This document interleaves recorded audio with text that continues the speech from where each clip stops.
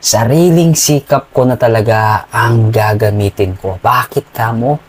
Gusto ko ako lang ang gagawa ng kapalaran ko.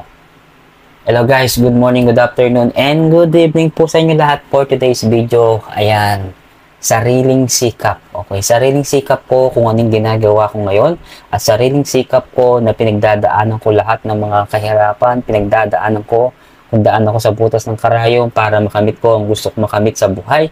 Basta importante, huwag natin kakalimutan si Lord. Okay? Yung sariling sikap talaga, minsan kailangan mo magsariling sikap at siyempre, kailangan dyan, mahalin mo yung sarili mo bago mo mahalin yung iba. Kasi minsan sinasabi nila, mahalin mo yung iba bago sarili mo. Pero mali po yun. Dapat mahalin mo muna yung sarili mo para lalo kang umunlad sa buhay. Okay? Yun lang.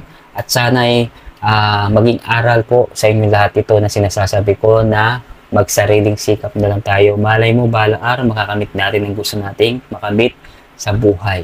Okay? Kaya mas maganda talaga yung pinaghihirapan mo, na wala kang,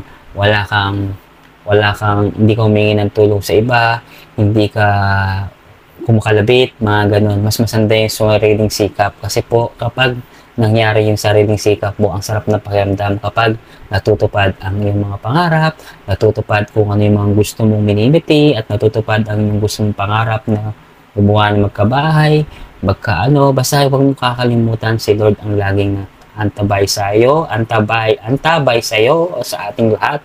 At hindi ko sinasabi po na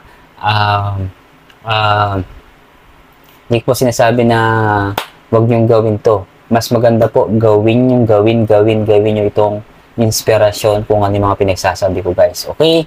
Magsariling sikap tayo. Okay, ako nagsariling sikap ako para makamit ko itong kung gusto mong minimiti, maging isang content creator, at 3 years na ako, pero I'm so blessed talaga na kahit papaano may nanonood pa rin sa akin at may nagpa-follow sa akin. Okay? Magsariling sikap na lang tayo, guys. Okay? Maraming salamat po sa inyo lahat, and dito po muli si Edward Lacsina, Kapugi ng Tarlac City. Nagsasabing sipag at syaga, Edward Lacsina, Kapugi ng Tarlac City, and God bless. Bye!